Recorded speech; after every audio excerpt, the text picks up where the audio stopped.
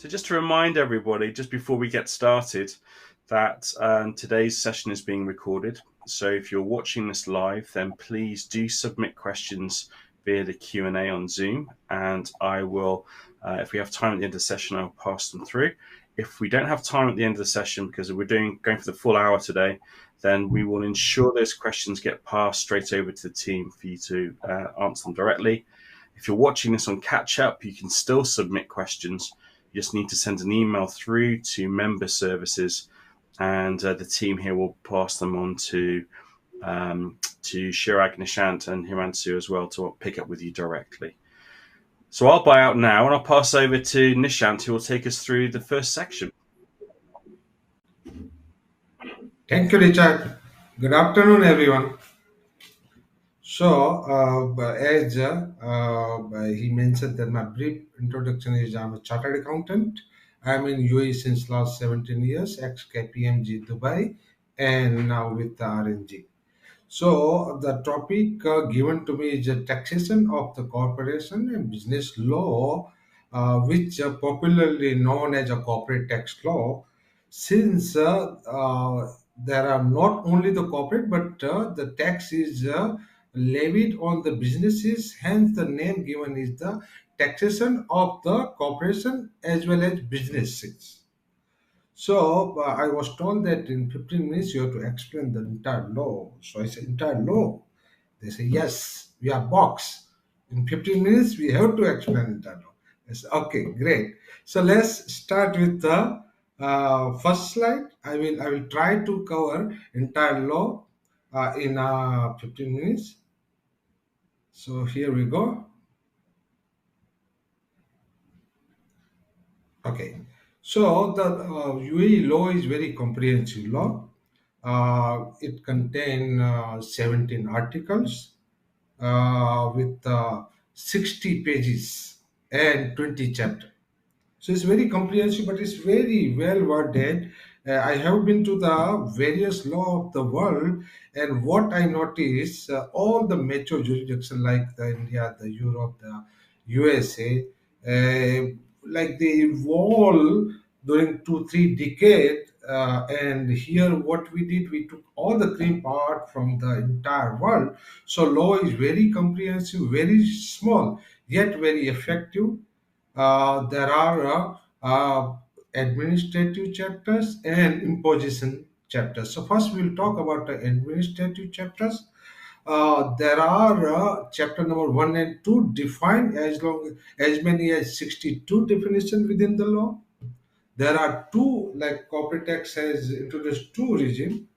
One is the 0% tax, basic limit of UAE dirham 375,000, 0% tax, and there is something called qualifying free zone businesses. If the free zone businesses indulge into certain activity, then those will be regarded as a qualifying free zone business, and their income will also be subject to the 0% tax. In short, their income will not be taxable since their businesses are located into the free zone. Then, rest all businesses will require to pay 9% corporate tax. Now, again, the 9% is the lowest.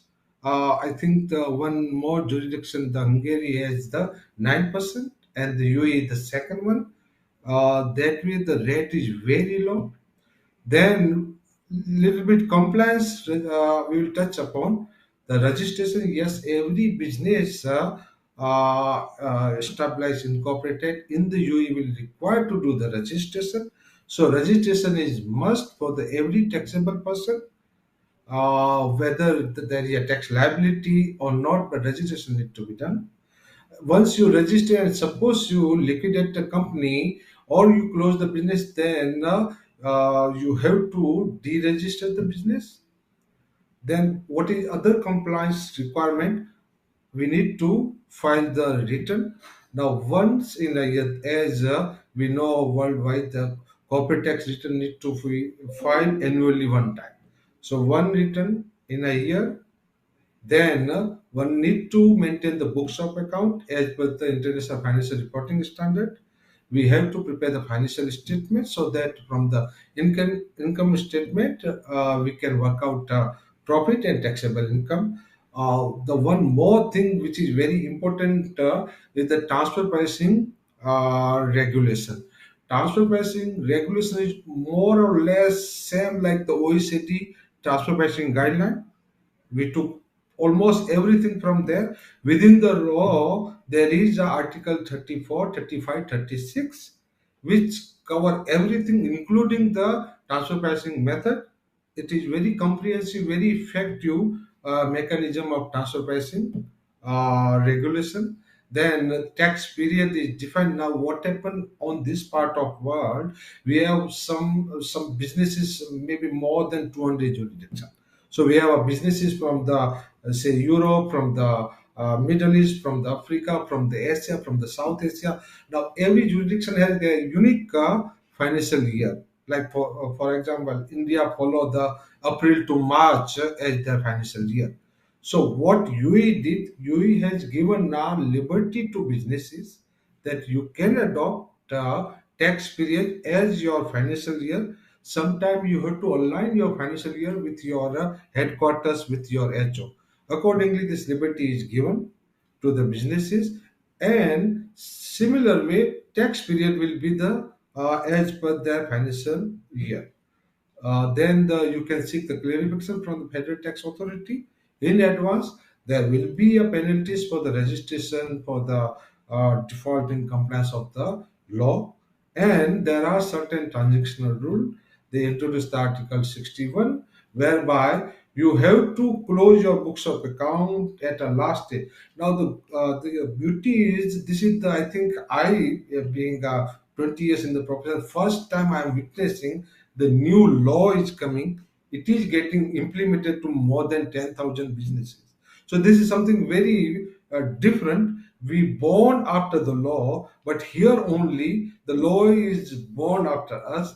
So this is very different to see how the new law will be implemented within the business where there was no law.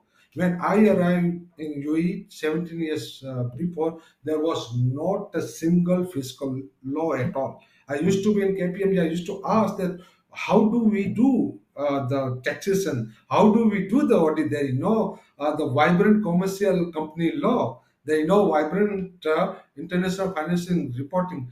Rather, there were no financial statement at all.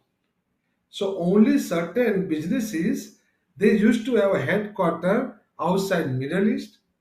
They need to consolidate their financial statement, or if you seek any financing from the bank, only for that purpose. 20 years back, they used to prepare the financial statement. Time and again, we saw some laws, fiscal laws, taxation laws, commercial law is getting implemented. Today, we have a one very vibrant indirect tax, which called value-added tax, VAT, and now they come up with the corporate tax. Corporate tax bring the transfer pricing regulation as well. So it's very interesting for the professional like us, which used to be called the accountant. Now they started to call the chartered accountant and tax consultant. So we'll go on the second chapter, where we will see some of the provision of the imposition and collection of the tax.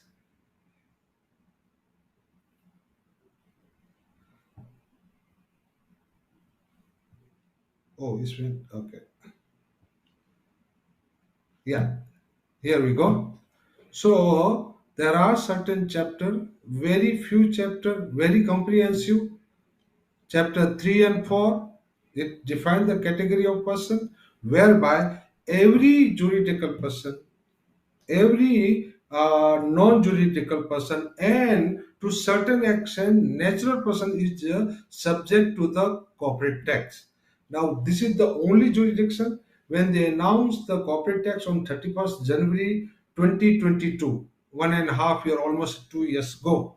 So next day I come up on the LinkedIn and I say that since they have not introduced the personal tax, how do they will control the corporate tax?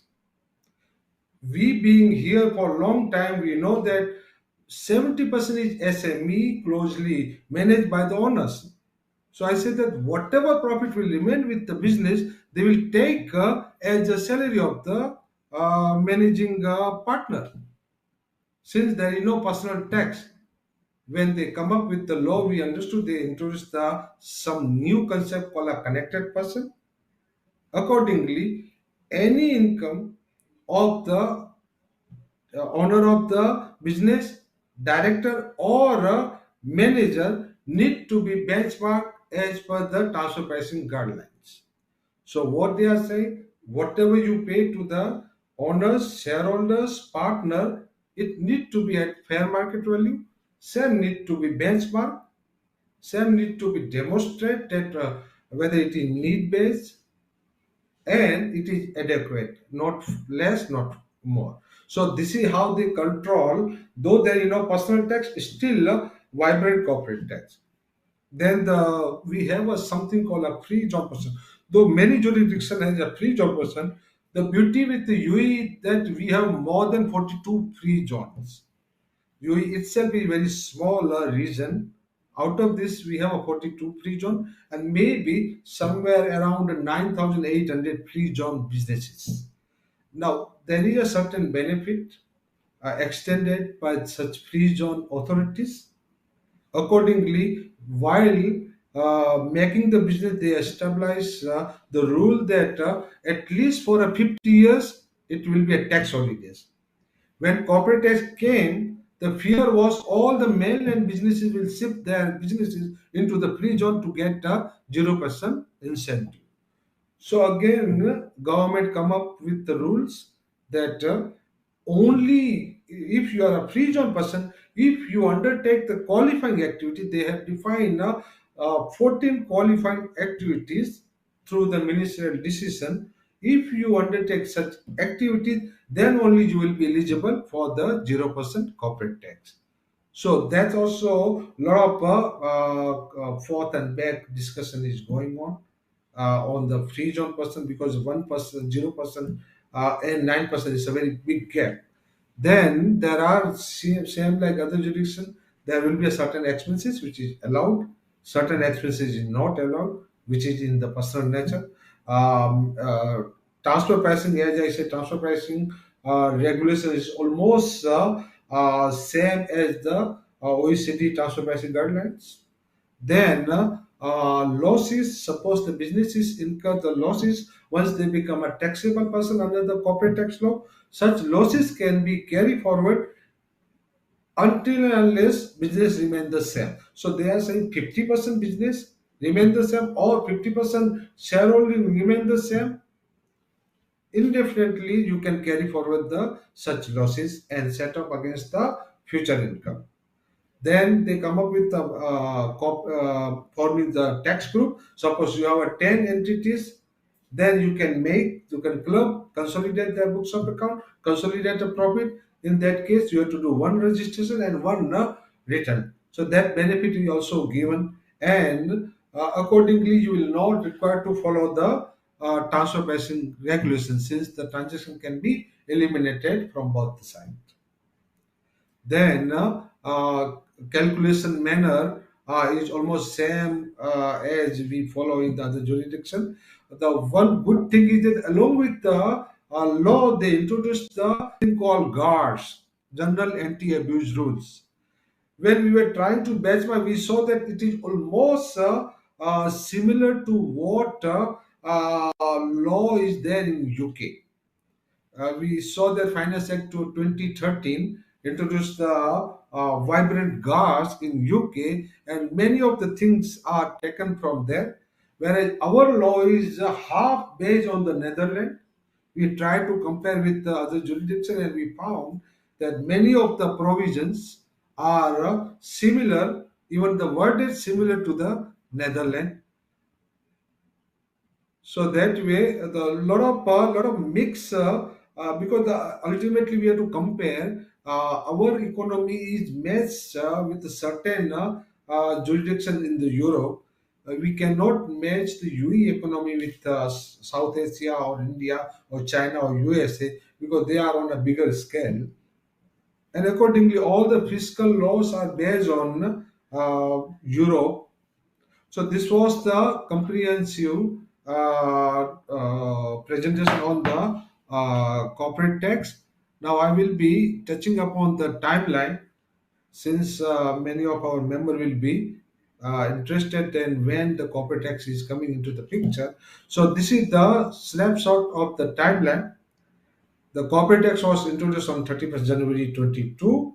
They come up with the public consultation document on 28 April 22, and they introduced the GARS, as I said, from the October 2022. So they come up GARS with a retrospective effect, so that people will not start restructuring or doing the aggressive tax planning.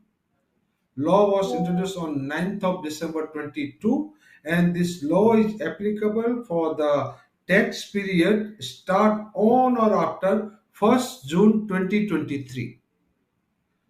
Mostly the businesses in UAE follow the calendar year, so their tax period will start from 1st January 2024. So all the income until 31st December 2023 is the tax free. So still we have a 1 month more to go to enjoy the tax free income. All the businesses will require to pay the tax from the 1st January 2024. There are something called a small business relief. So if UAE dirham 3 million revenue, until that there will not be a tax irrespective of the profit. So certain reliefs are extended to the small and medium businesses. And return filing, they have provided 9 months. So the first return will go 9 months from the end of the tax period. Any questions? As Richard mentioned, once we'll finish all the presentation, then you can ask all the questions, so that every speaker will be answering the question.